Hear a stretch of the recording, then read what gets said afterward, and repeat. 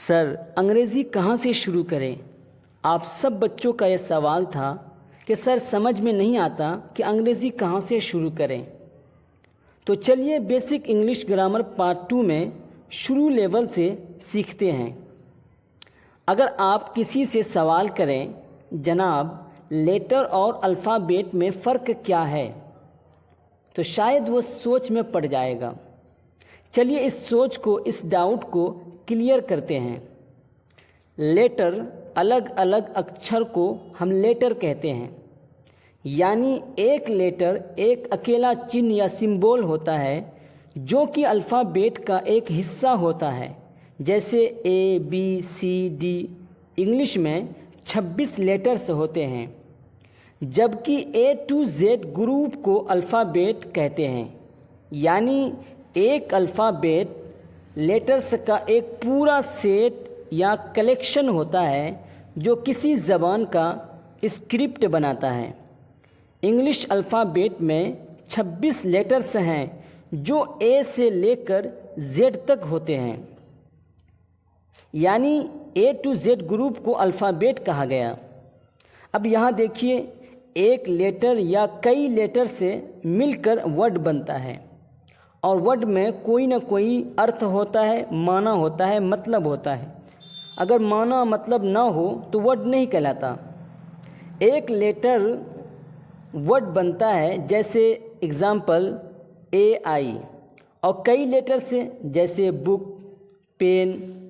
अब यहाँ देखिए, एक वर्ड या कई वर्ड्स से फ्रेज़ या सेंटेंस बनता है और इसमें भी माना मतलब होता है, अर्थ होता है। ये फ्रेज़ और सेंटेंस क्या है, इसमें फ़र्क क्या है, चलिए इसको भी जानते हैं। फ्रेज़ अधूरी बात है, नामुकम्मल बात है, यानी एक फ्रेज़ शब्दों का एक ग्रुप होता है जो कंप्लीट बात नहीं बताता। इसमें सब्जेक्ट और वर्ब ज़रूरी नहीं होते, जैसे इन द मॉर्निंग। सेंटेंस मुकम्मल बात है, यानी एक सेंटेंस शब्दों का एक ग्रुप होता है जो कंप्लीट बात, कंप्लीट थॉट बताता है। इसमें सब्जेक्ट और वर्ब होता है, जैसे she goes to school. Phrase अधूरा होता है जबकि सेंटेंस पूरा होता है और अपने आप में एक कंप्लीट बात को एक्सप्रेस करता है।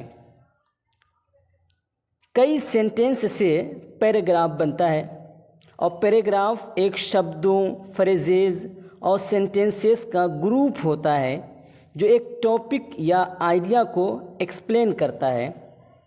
पैराग्राफ का मकसद अपनी बात को क्लियर और लॉजिकली समझाना होता है। पैराग्राफ के कुछ इम्पोर्टेंट पार्ट्स हैं, जैसे टॉपिक सेंटेंस। टॉपिक सेंटेंस क्या है?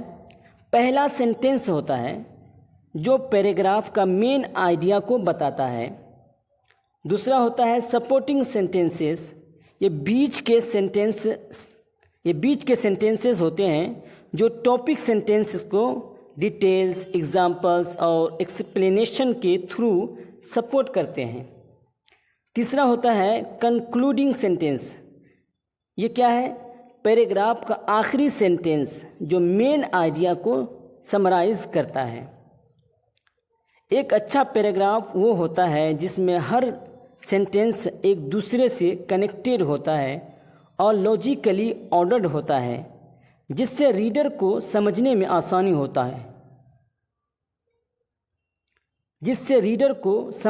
आसानी होती है। कई पैराग्राफ से मिलकर स्टोरी बनती है।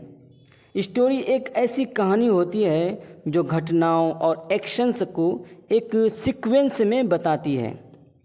स्टोरी का मतलब और मकसद रीडर्स को, पढ़ने वालों को इंटरटेन करना, कुछ सिखाना या एक एक्सपीरियंस को शेयर करना होता है।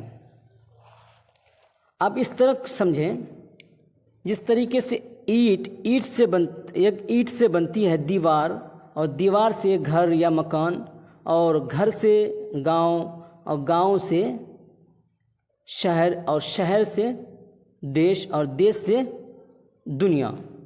उसी तरीके से लेटर्स से बनता है वर्ड, और वर्ड से बनता है सेंटेंस, और सेंटेंस से बनता है स्टोरी, और स्टोरी से बनता है बुक, और बुक से बनता है लाइब्रेरी।